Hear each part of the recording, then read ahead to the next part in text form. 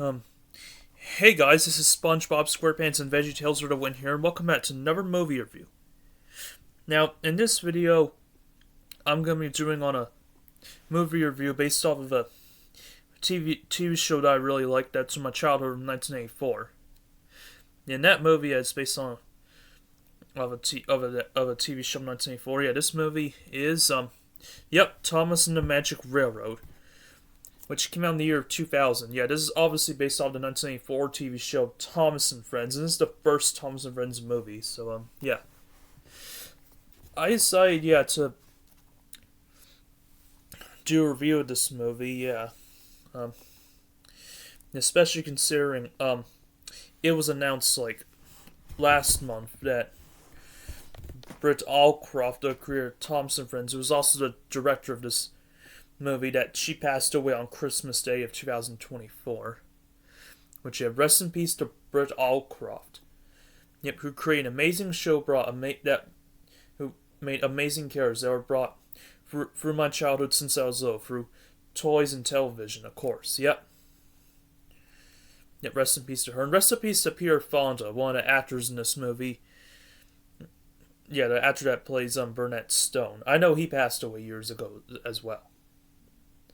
Anyways, so basically Thomas and the Magic Railroad is where it's mainly about these trains who live on the island of Sodor, mainly Thomas.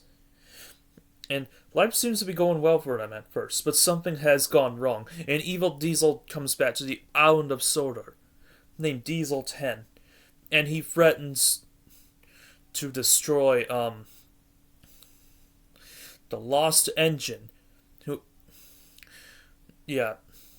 named Lady, who was the reason why the engines on the island of Sodor, she was the reason why the island of Sodor exists, pretty much. Yep. And Lady was safe from harm where Burnett Stone is, her owner, played by Peter Fonda. Yeah. And pretty much in this movie, Mr. Conductor, played by Alec Baldwin, he loses his gold dust and he must find a way to get some more. And yet Peter Fonda must Burnett Stone must find a way to get Lily back up and fixed. To help. To help Thomas and his friends out, of course. Burnett Stone was depressed. A long time made a mistake as Lily's caretaker, and Diesel 10 found her, of course. And Diesel 10 had evil plans with his former sidekick, Splatter and Dodge. And if you were to see the movie, you guys would know why I say former, basically. So, basically, in the movie, Lady eventually comes back, with help from Lily and Burnett Stone's granddaughter and Patch, who was one of Lily's friends. And Lily was played by Mara Wilson, by the way. And so they eventually get the right call for Lady, and she comes back, and Thomas meets her, of course, and they eventually get on the island of Sodor. And basically, Diesel 10 comes back and decides he wants to chase Lady, basically.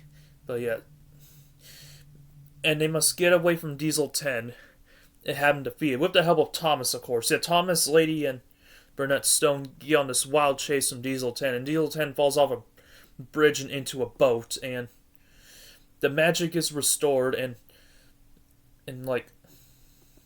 basically Mr. Conductor and his cousin Junior get their gold dust back, and it all goes back well with on the island Sodor